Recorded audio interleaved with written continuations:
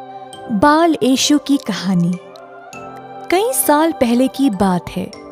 नजारत नामक एक नगर में एक जवान बालिका रहती थी जिसका नाम था मैरी। मैरी एक साधारण लड़की थी, अपना काम काज करती थी, सबके साथ उसका दयालु व्यवहार था और उसके मन में हमेशा प्रभु का नाम रहा करता था। एक दिन सफाई करते समय मैरी के सामने एक देवदूत प्रकट हुआ। देवदूत ने मैरी से कहा कि भगवान उससे प्रसन्न है और उसको एक प्रदान देने वाले हैं। मैरी आश्चर्य रह गई। वो ना डरने की कोशिश कर रही थी क्योंकि उसने कभी कोई देवदूत नहीं देखा। मैरी हमारी तरह एक साधारण लड़की थी ना। देवदूत उसके पास क्यों गया? उसको क्या चाहिए था? देवदूत ने मैरी को भरोसा दिलाया। डरो मत मैरी, ईश्वर तुमसे बहुत प्रसन्न है और तुमको एक पुत्र का प्रदान मिलेगा जिसका नाम होगा यीशु। मैरी परेशान हो गई। वह अभी कंवारी थी और उसका विवाह जोसेफ के साथ अभी नहीं हुआ था। फिर उसको बच्चा कैसे होगा? देवदूत ने फिर से मैरी को भरोसा दिलाया। चिंतित ना रहो बालिका, ईश्वर के चमत्कार से तुम्हारा बालक परमेश्वर का पुत्र के नाम से माना जाएगा। मैरी को यकीन नहीं हुआ और उसको समझ नहीं आया कि वह क्या बोले। उसके कदम डगमगाए और वह अपने घुटनों पर गिर पड़ी। जब वह बोल पाई उसने कहा, मुझे प्रभु पर पूरा भरोसा है और उनका ये प्रदान मैं स्वीकार करती हूँ। देवदूत गायब हो गया। मेरी ये खुशखबरी जोसेफ को जल्द से जल्द देना चाहती थी। कुछ ही देर में जोसेफ तक ये खबर पहुंच गई थी कि मैरी अब गर्भवती है। जोसेफ थोड़ा व्याकुल रह गया, परंतु देवदूत उसके सामने भी प्रकट हुआ और बोला, जोसेफ, मैरी को अपनी धर्म पत्नी के रूप में स्वीकार करने में संदेह नहीं रखना। मैरी का पुत्र परमेश्वर का पुत्र है और तुम उसको यीशु का नाम दोगे।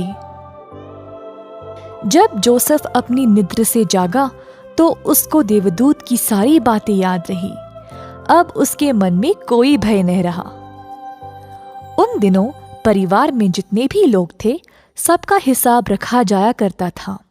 इसीलिए जोसेफ मैरी को अपने शहर बेथलेहम ले चल पड़ा पंजीकरण के लिए। बेथलेहम काफी दूर था और उन दिनों मोटर गाड़ी कहाँ होती थी। इसीलिए बेथलेहम पहुंचते पहुंचते काफी समय लग गया। जोसेफ को आखिर में एक गधा मिला तो उसने मैरी को गधे के ऊपर चढ़ाया सवारी के लिए।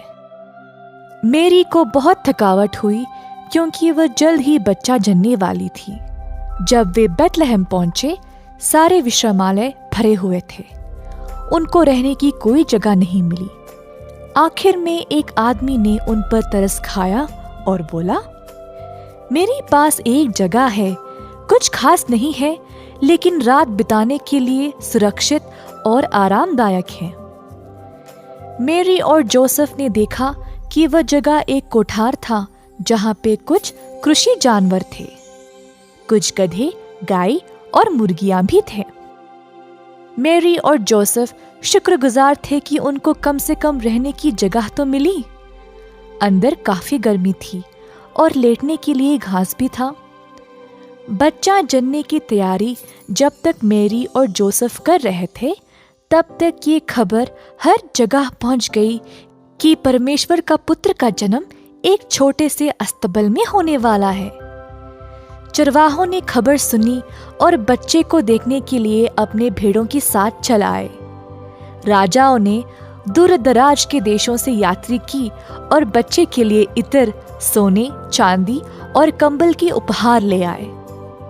उस रात एक रोमांचक और अद्भुत बात हुई। मैरी ने एक पुत्र जना, लेकिन ये कोई साधारण बच्चा नहीं था। वह बाल यीशु था, दुनिया को बनाने वाला, राजाओं का राजा और जो इस संसार को बचाएगा। बाल यीशु मेरी की बाहों में आराम से सो गया। मेरी ने बच्चे को कपड़े में लपेटा और कुछ साफ भूसे पर रख दिया। राजाओं और चरवाहों नजारा देख ही रहे थे जब मेरी और जोसेफ की भी आंख लग गई। वे इस विशेष शिशु को अपने परिवार का हिस्सा बनाने के लिए बहुत प्रसन्न थे। ये थी बाल यीशु की कहानी। उम्मीद है आपको पसंद आई। इस वीडियो को जरूर लाइक करिएगा। Merry Christmas.